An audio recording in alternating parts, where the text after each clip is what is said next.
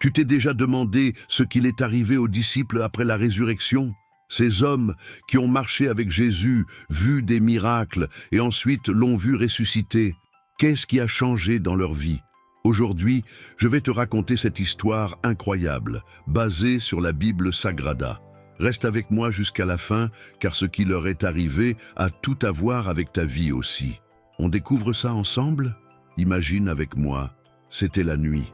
Les portes étaient fermées à clé, les lumières tamisées, et l'odeur du bois et de l'huile de lampe remplissait l'air. Les disciples étaient réunis là, la tête baissée, le cœur lourd, les yeux encore gonflés d'avoir trop pleuré. La peur était presque palpable. Ce silence n'était rompu que par les battements rapides de leur propre cœur. Ils avaient vu Jésus mourir, et maintenant que leur restait-il? Et soudain, au milieu de cette angoisse, sans prévenir, sans ouvrir la porte, Jésus est apparu au milieu d'eux. Oui, là, au centre de la pièce. Leurs yeux se sont écarquillés, l'air manquait. Le courage s'est envolé, mais lui, avec la voix la plus douce et ferme qu'on puisse imaginer, a dit « Paz seja convosco » Jean 20, 19. Tu arrives à ressentir ça? Ce moment où la peur se mélange à l'espérance et où l'incrédulité se rend devant la présence du Maître. Mais il y avait quelqu'un qui n'était pas là, Thomé. Et quand les autres lui ont raconté ce qu'ils avaient vu, il a répondu avec la douleur de celui qui veut croire, mais n'y arrive pas. Ce non vir a marcado cravos y non tocar non crerei. Jean 20, 25. 8 jours plus tard, Jésus est revenu, et il est allé droit vers lui. Thomé, viens ici, mets ton doigt là. Imagine les larmes de Thomé, sa poitrine serrée par l'émotion. À cet instant, il n'a pu dire qu'une seule chose. Seigneur me et Deus me. Et ce n'est pas tout. Un matin, au bord de la mer de Tibériade, les disciples pêchaient. Le filet était vide, la fatigue dans le corps et la nostalgie de la voix qui les appelait. Soudain, depuis la rive, quelqu'un crie « Lancem arrede do lado direito ». Il jette le filet et il déborde de poissons. Pedro, toujours impulsif, reconnaît « Eh au Seigneur » Jean 21, 7. Et avant que quiconque ne puisse dire un mot, il se jette à l'eau, nageant vers Jésus.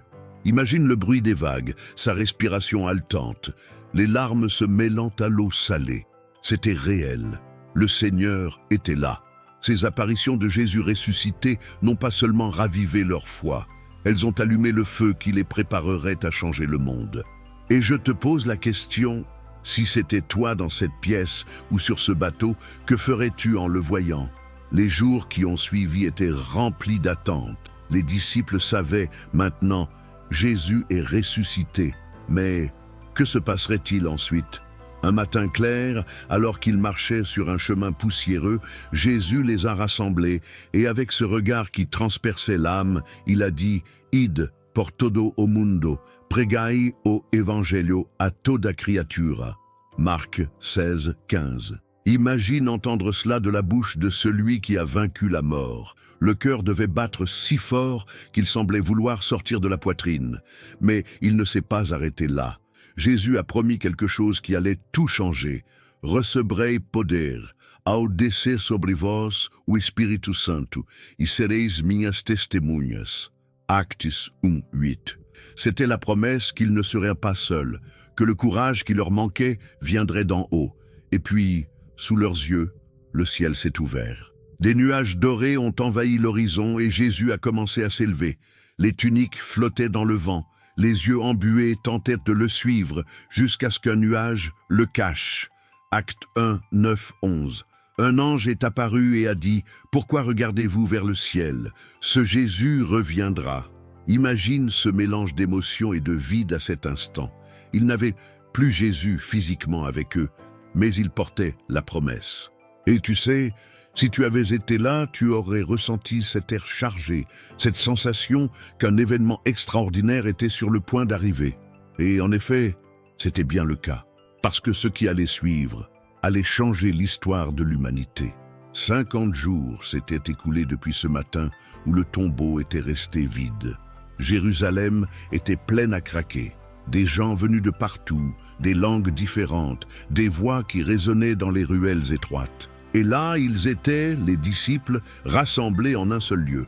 L'atmosphère était à la prière et à l'attente, les mains levées, les voix murmurant des psaumes et de vieux cantiques.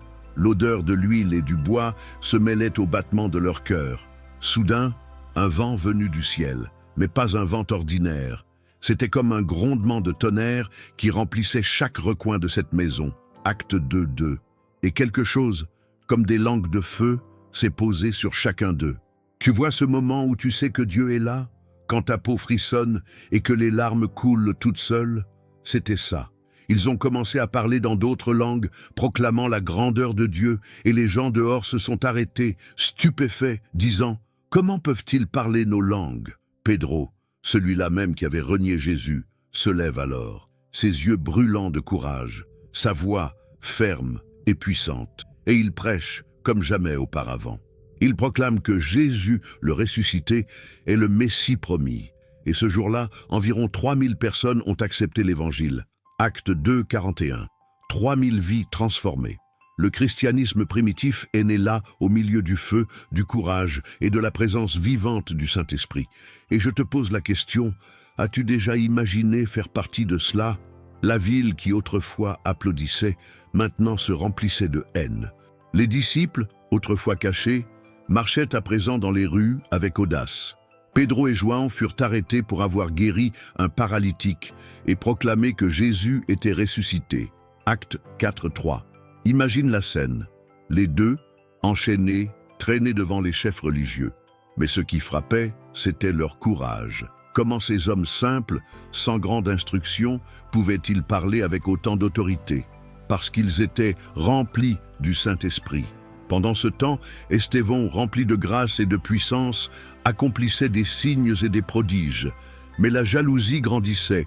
On l'a amené devant le Sanhédrin et, dans son dernier discours, Estévon a parlé avec une telle passion de l'évangile de Jésus-Christ qu'il a enragé la foule.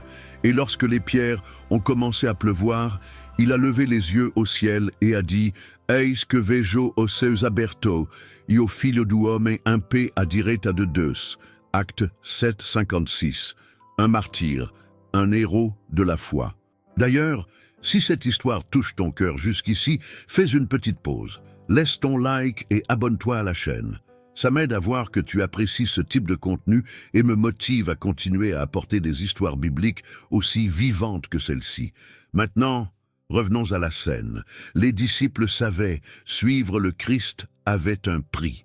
Mais pour eux, chaque larme, chaque cicatrice en valait la peine, car le ciel les attendait.